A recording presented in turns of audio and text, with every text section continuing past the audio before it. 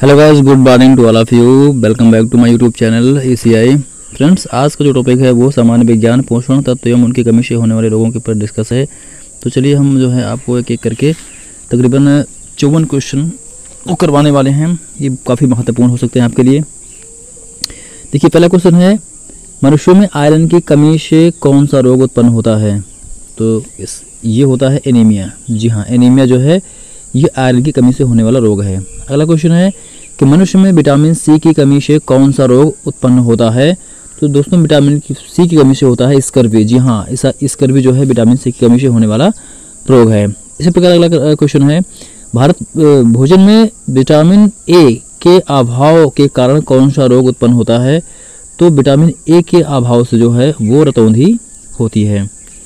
और अगला क्वेश्चन है कि मनुष्यों में रिकेट्स कैल्शियम आयन के अभाव के कारण होता है, यह किस विटामिन के कमी से होता है? तो ये होती है विटामिन डी। जी हाँ, रिकेट्स जो है विटामिन डी की कमी से होता है। अगला क्वेश्चन है, विटामिन B1 के अभाव के कारण मनुष्य में कौन सा रोग उत्पन्न होता है? तो विटामिन B1 के कारण जो है वो बेरी रोग उत्पन्न होता है। अगला क्वेश्चन है कि शरीर में विभिन्न प्रकार के पोषक तत्वों के अभाव में पोषाहार न्यूनता रोग उत्पन्न होता है, इस स्थिति को क्या कहते हैं? तो दोस्तों, इस स्थिति को कहते हैं अल्प पोषण। जी हाँ, अल्प पोषण कहा जाता है। अगला क्वेश्चन है कि सामान्यतया 1 वर्ष से कम आयु के बच्चों में अल्प प्रोटीन और कम कैलोरी वाले भोजन से होने वाला रोग जो है ये होता है मैरेस्मस। जी हाँ, मैरेस्मस जो है ये अल्प पोषण के कारण होता है, और ये जो है लगभग 1 वर्ष से कम आयु के बच्चों में देखने को मिलता है, जो कि अल्प प्रोटीन और अल्प कैलोरी वाले भोजन के कारण देखने को आता है सामने। अगला क्वेश्चन है कि AIDS यानी एड्स का पूरा नाम क्या है? तो दोस्तों, एड्स का जो पूरा नाम है वो होता है एक्वायर्ड इम्यूनो डिफिशियंसी सिंड्रोम। जी हाँ, एक्वायर्ड इम्यूनो डिफिशियंसी सिंड्रोम जो है एड्स का पूरा नाम है। अब बात करते हैं कि एड्स का नामकरण किस वैज्ञानिक ने किया था? तो ये किए थे जो है प्रोफेसर ल्यूक मोंताग्नियर, फ्रांस के थे, और डॉक्टर रॉबर्ट सी गैलो। जी हाँ, प्रोफेसर ल्यूक मोंताग्नियर जो कि फ्रांस के थे, और डॉक्टर रॉबर्ट सी गैलो, इन्होंने जो है एड्स का नामकरण किया था। इसी क्रम में अगला क्वेश्चन है कि मनुष्यों में पीलिया रोग का कारण क्या होता है? देखिए, जो पीलिया रोग होती है वो विषाणु के कारण होती है। ठीक है।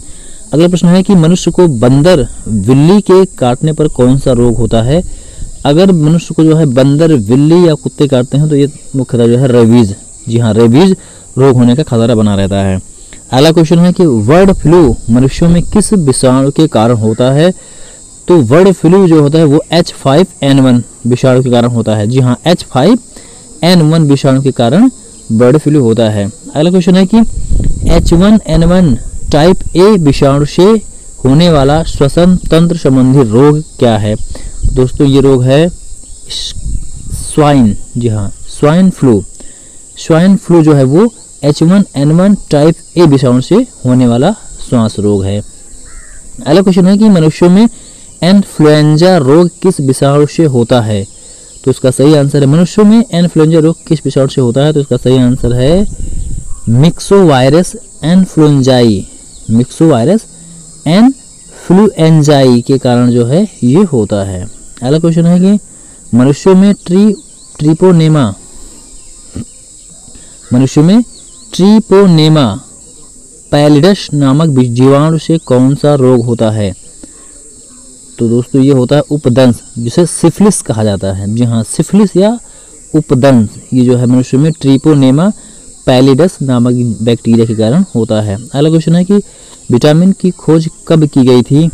तो इसका सही आंसर है विटामिन की खोज सन 1912 में की गई थी। जी हाँ, 1912 में विटामिन की खोज की गई थी। इसी क्रम में अगला क्वेश्चन है कि किस विटामिन का रासायनिक नाम नियासिन है? तो दोस्तों, इसका सही आंसर है विटामिन B3। विटामिन B3 का नाम जो है वो नियासिन है।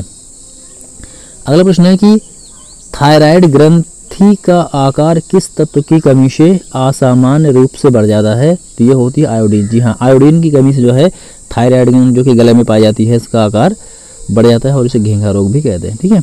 अगला क्वेश्चन है कि विटामिन B12 का रासायनिक नाम क्या है? तो दोस्तों, विटामिन B12 का रासायनिक नाम है साइनोकोबाल्मिन। जी हाँ, साइनोकोबाल्मिन ये विटामिन B12 का नाम है। अगला क्वेश्चन है कि पार्किंसन रोग मानव शरीर के किस तंत्र से संबंधित है? पार्किंसन रोग जो है वो मानव के तंत्र ठीक है, तंत्र से संबंधित है। अगला क्वेश्चन है कि किस रोग के कारण त्वचा सबसे अधिक प्रभावित होती है? तो ये है कुष्ठ रोग। जी हाँ, कुष्ठ रोग के कारण जो है त्वचा सबसे अधिक प्रभावित होती है। अगला क्वेश्चन है कि मनुष्यों में रीढ़ की हड्डी एवं मस्तिष्क किस रोग के कारण प्रभावित होते हैं? तो इसका सही आंसर है मेनिनजाइटिस।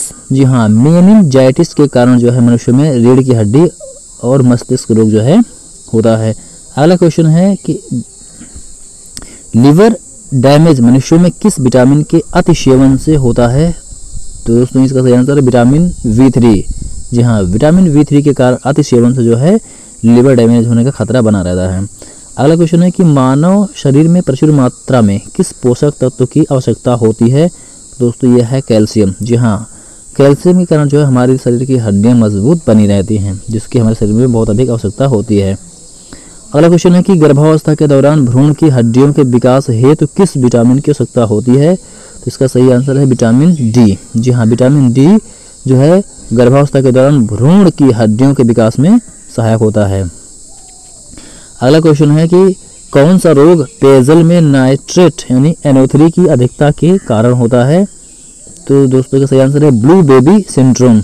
जी हाँ, ब्लू बेबी सिंड्रोम यह रोग जो है पेयजल में नाइट्रेट की अधिकता के कारण होता है। अगला क्वेश्चन है कि मिनीमाटा रोग शरीर में किस तत्व की अधिकता के कारण होता है? तो इसका सही आंसर है पारा। जी हाँ, मरकरी के कारण जो है मरकरी की शरीर में अधिकता के कारण जो है ये मिनीमाटा रोग हो जाता है। अगला क्वेश्चन है कि कैडमियम प्रदूषण से होने वाला रोग जिससे अस्थियों तथा जोड़ों में दर्द होता है? तो दोस्तों ये है इटाई। जी हाँ, इटाई रोग जो है वो कैडमियम प्रदूषण के कारण होता है, जिसके कारण जो है अस्थियों तथा जोड़ों में दर्द उत्पन्न होता है। अगला क्वेश्चन है कि मनुष्य के शरीर को ऊर्जा किस पोषक तत्व से मिलती है? जी हाँ, मनुष्य को जो ऊर्जा होती है ये किस पोषक तत्व से मिलती है? तो ये है कार्बोहाइड्रेट। जी हाँ, कार्बोहाइड्रेट से ग्लूकोज मिलता है और ग्लूकोज से हमें एनर्जी मिलती है। अगला क्वेश्चन है कि मानव शरीर में ऊतकों का निर्माण किस पोषक तत्व द्वारा होता है? तो इसका सही आंसर है प्रोटीन। जी हाँ, जो टिश्यूज होते हैं वो प्रोटीन से बनते हैं। अगला क्वेश्चन है कि वसा में घुलनशील विटामिन कौन से हैं? जी हाँ, वसा में विटामिन घुलने वाले विटामिन जो है वो अडेक। इसको एक याद करने का फॉर्मूला है अडेक यानी ADEK। ये 4 विटामिन जो है वसा में घुलनशील होते हैं। अगला क्वेश्चन है कि पोषण की वह स्थिति जब व्यक्ति पूर्ण रूप से स्वस्थ हो और उसमें रोग के लक्षण ना हो उसे क्या कहते हैं? तो दोस्तों इसे कहते हैं सुपोषण। जी हाँ, इसे सुपोषण कहा जाता है। अगला प्रश्न है कि पोषण की वह स्थिति जिसमें शरीर में पोषक तत्व पर्याप्त मात्रा में होते हैं उसे क्या कहते हैं? तो दोस्तों ऐसी स्थिति को जो है अतिपोषण कहा जाता है। पर्याप्त मात्रा में होते हैं तो इसे जो है अतिपोषण कहा जाता है। और अगला प्रश्न है कि प्लेग रोग का रासायनिक नाम क्या है? जी हाँ, प्लेग रोग का रासायनिक नाम है यर्शनिया पेस्टिस। जी हाँ, यर्शनिया पेस्टिस ये जो है प्लेग रोग का रासायनिक नाम है। अगला क्वेश्चन है कि प्रोटीन की अत्यधिक हीनता के कारण 1 से 3 वर्ष के बच्चों में कौन सा रोग होता है? तो इसका सही आंसर है क्वाशियोरकर। जी हाँ, क्वाशियोरकर जो है ये 1 से 3 वर्ष के बच्चों में प्रोटीन की अधिकता के कारण होने वाला रोग है। अत्यधिक हीनता हो जाती है प्रोटीन की, तब ये रोग उत्पन्न होता है। अगला क्वेश्चन है कि इंसुलिन हार्मोन्स की कमी से मनुष्य में कौन सा रोग होता है? तो इंसुलिन की कमी से जो है वो डायबिटीज़ होता है, जिसे मधुमेह भी कहा जाता है। जी हाँ, डायबिटीज़ जो है वो इंसुलिन की कमी से होता है। अगला क्वेश्चन है कि मनुष्यों के रीढ़ की हड्डी की साइनोवियल झिल्ली में सूजन आ जाती है तथा उपास्थि के ऊपर सख्त ऊतक उत्पन्न हो जाता है, यह किस लक्षण के कारण होता है? तो इसे कहते हैं रूमेटाइड अर्थराइटिस। जी हाँ, रूमेटाइड अर्थराइटिस इसे कहा जाता है। जी हाँ, अगला क्वेश्चन है कि डेंगू रोग का विषाणु किस मच्छर के द्वारा फैलता है? तो इसका सही है एडीज मच्छर। जी हाँ, एडीज मच्छर के कारण फैलता है। अगला प्रश्न है कि क्षय रोग की खोज किसने और कब की? तो क्षय रोग की खोज जो है रॉबर्ट कोच ने वर्ष 1882 में की थी। इसी क्रम में अगला क्वेश्चन है कि मलेरिया परजीवी द्वारा मलेरिया होने तथा मच्छर इसका वाहक है, इसकी पुष्टि किसने की? तो इसकी पुष्टि जो है रोनाल्ड ने की कि जो है मच्छर जो है वो मलेरिया जो है वो मच्छरों से होता है, और इसकी पुष्टि जो है वो रोनाल्ड रास ने की थी। जी हाँ, रोनाल्ड रास ने इसकी पुष्टि की थी। अगला क्वेश्चन है कि जीका ज्वर को सबसे पहले कहाँ के बंदरों में देखा गया था? तो दोस्तों का सही आंसर है युगांडा के बंदरों में सबसे पहले जीका ज्वर देखा गया था। अगला क्वेश्चन है कि मैकुलाच ने सर्वप्रथम मलेरिया शब्द का प्रयोग कब किया था? दोस्तों वर्ष 1827 में वर्ष 1827 में जो है मैकुलाच ने सर्वप्रथम मलेरिया शब्द का प्रयोग किया था। अगला क्वेश्चन है कि हैजा रोग का कारक कौन सा जीवाणु होता है? तो ये होता है विब्रियो कालेरी। जी हाँ, विब्रियो कालेरी जो है ये हैजा रोग का जीवाणु होता है। अगला क्वेश्चन है कि एंथ्रैक्स रोग मनुष्यों में जंगली एवं पालतू पशुओं के कारण किस संक्रामक से होता है? तो इसका सही आंसर है जीवाणु। जी हाँ, जीवाणु के कारण जो है ये होता है। अगला प्रश्न है कि कौन सा पोषक तत्व हमें अनाज, दालों, जड़ एवं कंद वाली सब्जियों द्वारा प्राप्त होता है? तो इसका सही आंसर है स्टार्च। जी हाँ, स्टार्च जो है हमें अनाज, दालों, जड़ एवं कंद वाली सब्जियों से प्राप्त होता है। अगला क्वेश्चन है कि पोषक तत्वों में कार्बोहाइड्रेट किस प्रकार का यौगिक है? तो पोषक तत्वों में जो कार्बोहाइड्रेट है वो कार्बनिक यौगिक के रूप में पाया जाता है। अगला क्वेश्चन है कि मनुष्यों में अतिसार रोग किस जीवाणु से होता है? तो मनुष्यों में जो अतिसार रोग है वो ई कोलाई व सिलेजा। जी हाँ, ई कोलाई व सिलेजा के कारण होता है।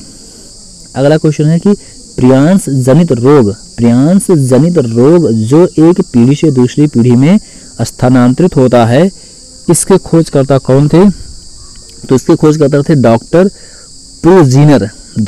प्रूजीनर जो है इसके खोजकर्ता थे। अगला क्वेश्चन है कि यह किस रोग का लक्षण है जिसमें मनुष्यों में स्मरण शक्ति की कमी, निर्णय लेने में असमर्थता आदि होता है? तो इसका सही आंसर है अल्जाइमर। जी हाँ, अल्जाइमर में यह रोग देखने को मिलता है। अगला क्वेश्चन है कि कालाजार नामक रोग से मानव शरीर का कौन सा अंग प्रभावित होता है? तो ये होता है रुधिर, प्लीहा व अस्थिमज्जा।